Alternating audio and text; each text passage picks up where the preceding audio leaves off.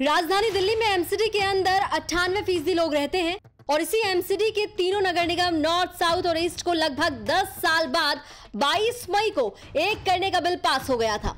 MCD को एक करने के पीछे उद्देश्य था कि साउथ एमसीडी के अलावा बाकी दोनों एमसीडी के लचर आर्थिक हालात और दिल्ली सरकार और एमसीडी के बीच आर्थिक मोर्चे पर हो रहे विवाद को खत्म किया जाए, जिससे एमसीडी की माली हालत को ठीक किया जा सके। पिछले 15 साल से एमसीडी में भारतीय जनता पार्टी की सरकार है, इसके बावजूद एमसीडी लगातार घाटे में जा रही है। ये बात जग जाहिर है और दिल्ली के उप राज्यपाल विनय कुमार सक्सेना ने भी ये बात मानी है।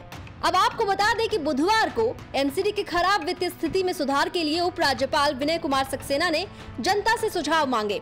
इतना ही नहीं, उन्होंने लोगों से अपने प्रॉपर्टी टैक्स और बकाया टैक्स का भुगतान ईमानदारी से करने का आग्रह भी किया, ताकि नगर निगम को आर्थिक रूप से स्थिर बनाया जा सके। अब आपको बताते हैं कि विनय कुमार सक्सेना ने अपने ट्वीट में आखिर क्या कुछ कहा। एमसीडी सर्विसेज के दायरे में 94% दिल्ली आती है। पिछली वित्तीय गड़बड़ी और 75% निवासियों द्वारा किसी भी संपत्ति कर का भुगतान न करने से एमसीडी नुकसान में चली गई। अब वक्त है हम भारत के सबसे अमीर शहरों में से एक एमसीडी को अपना बकाया ईमानदारी से चुकाएं। आपके सुझावों और भागीदारी से इसे हासिल करने में मदद मिलेगी। ये 5वीं बार है जब दिल्ली के एलजी विनय कुमार सक्सेना ने लोगों से सुझाव मांगे हैं। इससे पहले उन्होंने दिल्ली में कचरे के पहाड़ को साफ करने, यमुना की सफाई और राष्ट्रीय राजधानी के जल संकट को दूर करने के लिए भी जनता से सुझाव देने के लिए अपील की थी। और इतना ही नहीं, पिछले महीने एलजी विनय कुमार सक्सेना ने एमसीडी को सलाह दी थी कि वो अपने सभी संपत्तियों को शहर की सीमा के भीतर कमर्शियल के साथ साथ रेजिडेंशियल के टैक्स के दायरे में लाए, ताकि एमसीडी की आय बढ़े और ये बेहतर सेवाएं प्रदान करने में सक्षम हो।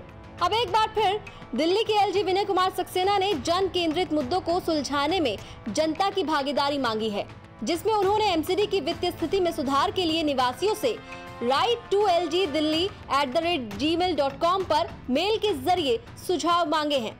अब आप सोच रहे होंगे कि ऐसे सुझाव जनता से क्यों मांगे जा रहे हैं, आखिर कितने घाटे में है एमसीडी, तो आपको बता दें एलजी ने इस बात के बारे में भी जानकारी अपने ट्वीट में दी है।